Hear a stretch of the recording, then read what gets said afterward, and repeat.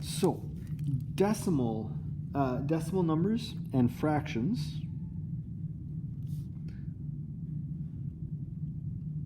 Okay, will also need to be placed between given values. Okay, exact locations, and this is a little bit as I mentioned in the previous video.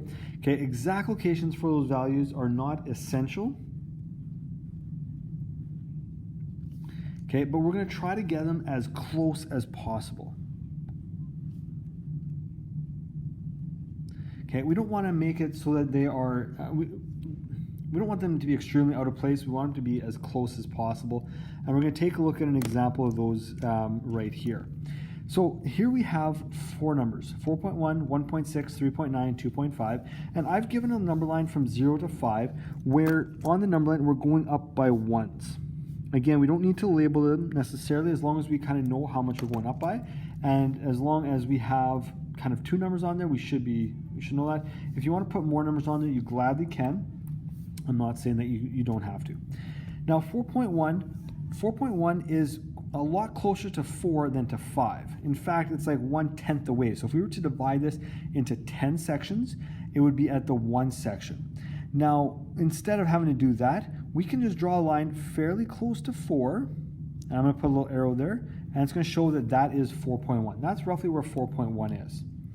1.6 on the other hand, okay, between 1 and 2, 1.6 is just over halfway to 2 from 1, right? 1.5 would be halfway. So if we kind of figure out where half is and then go a little bit above half, now again, that might not be 100% accurate, but it's fairly close, and the fairly close is what we're looking for.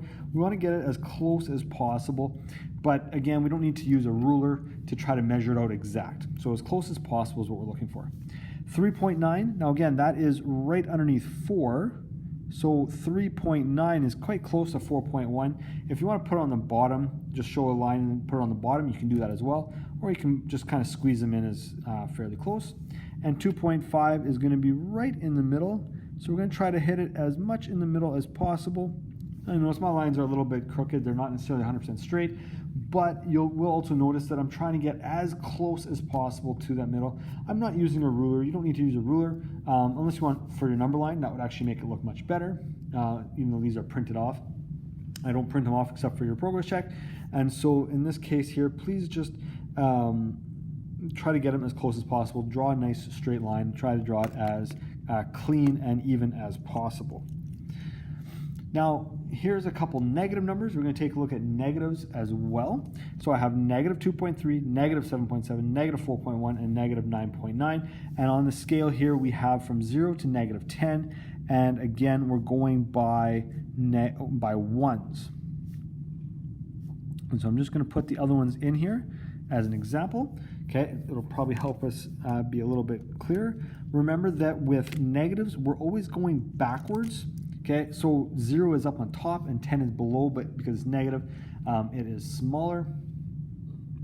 And so that's something just to be aware of as well. Negative 2.3. Now, negative 2.3 will be between negative 2 and negative 3. It's not quite halfway. It's roughly about there. Okay, again, it doesn't have to be exact, but we want to try to get as close as possible. You'll notice that it's not halfway, so I'm kind of below the halfway point, a little bit closer to 2. 7.7, negative 7.7, in fact, is above halfway, so it's going to be a bit closer to 8, so we're going to put it right about there, negative 7.7.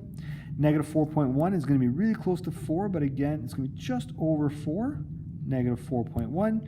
And negative 9.9 is going to be right there by 10, but not quite, 9.9. And so that's where we're going to place it there. Now again, these are in sequential from smallest to biggest, but you'll notice that there are gaps in between. It's not like they're all tight and really close together. There are gaps in between, and we're showing where those gaps are. Now, negative numbers always run opposite to positives.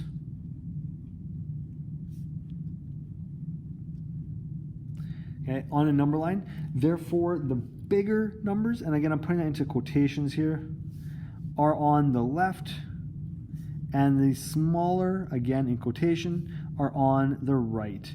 Okay, so again, we think of 10 as being bigger than 0, but because it's negative, it's the opposite. So we have to remember the opposites when it comes to negatives.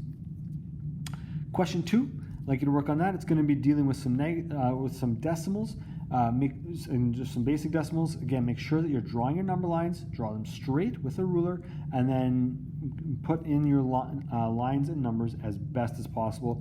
And you know what? You can use a ruler to draw your number lines as well. Okay, draw them out, and then every centimeter be a line. That is definitely an option that you can use to make it neat and tidy.